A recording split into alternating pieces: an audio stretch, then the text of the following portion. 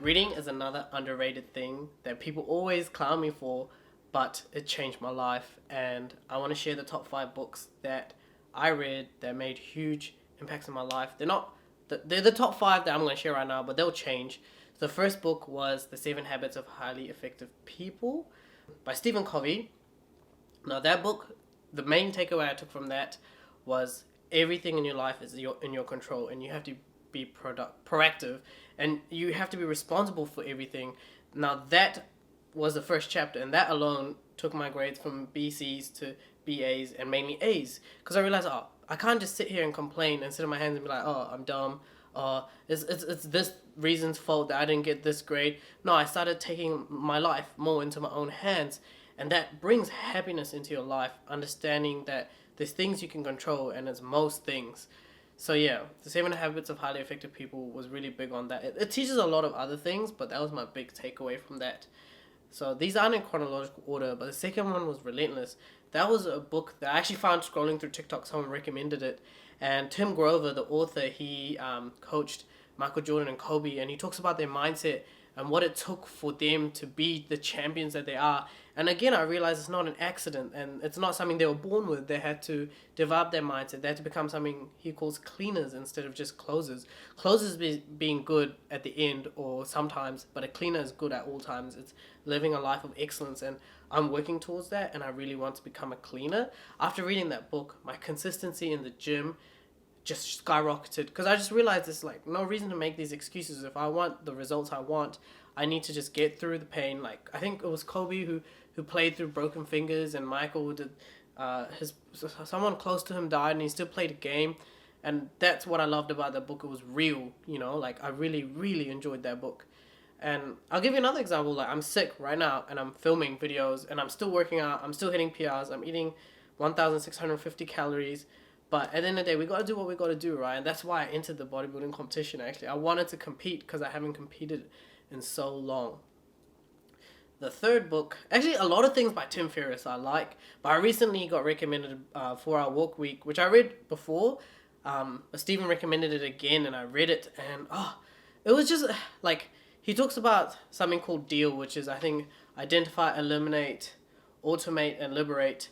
And how it's essentially how to make a 40-hour work week into 4. That's not the goal of his book, though. The goal of his book is, if you're doing a lot of things, how do you focus on the big things, focus on the big picture? How do you manage people? How do you get out of the minutiae little details? How do you get out of, eliminate all the little things that you don't need to do to get to the crux of things, get to the outcomes, get the big projects moving?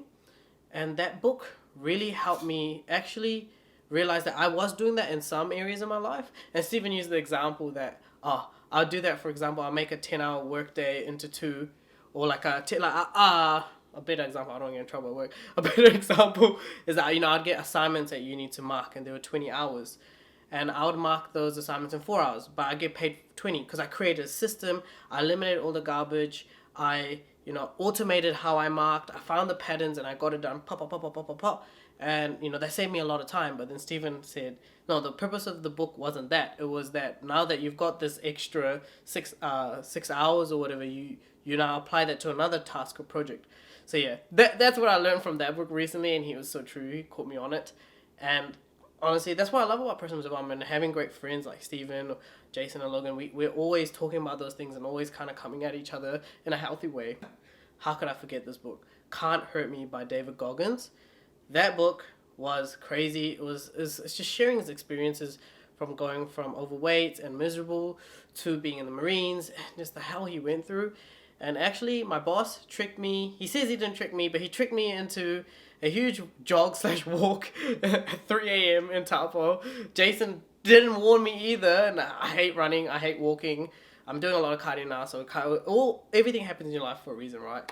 Oh my God, I went and they told me that I had to go at 3 a.m. in the pitch black around Lake Taupo, and then my team was injured and stuff, so I ended up jogging/walking 21 kilometers, which apparently was half a marathon.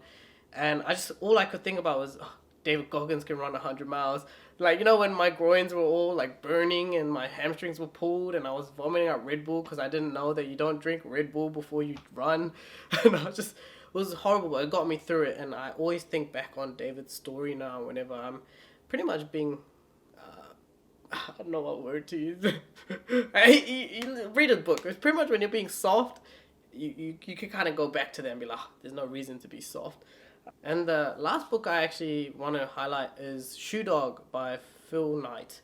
I really like that book because it showed you like an experience of someone who became a billionaire from very little, and he talked about working full time at PwC and starting Nike from the ground up, and how was his passion and all the challenges that Nike went through. He kind of goes into detail on them, and it made me realize, oh man, like what, like a glimpse of I guess what it is to be an entrepreneur. And if you know me, that you know that's my long term goal is eventually to become an entrepreneur, and I'm working on it. And every day it's something that excites me because it's truly what I want to do. But yeah, like Shoe Dog really just let me see how much hard work is necessary to get to where you want to get to, which is kind of what David Goggins' books relates to, Relentless relates to, even the way Stephen interpreted 4 Hour Work Week versus the way I interpreted it and reread it. It's all based around that, working hard, getting things in your control. And I think that's what PD is. It liberates you. And that's why I'm so big on it, because it's hard to explain it until you've experienced it. And so many people don't want to do it. But if you really want to get happiness, that's one way I found and I recommend. To not just earn more money, but have better relationships. All those books talk and go through those things, and you can apply them to all areas in your life. Your health, your relationships, your money is just one of them. I said thank you guys for watching. Have a lovely day.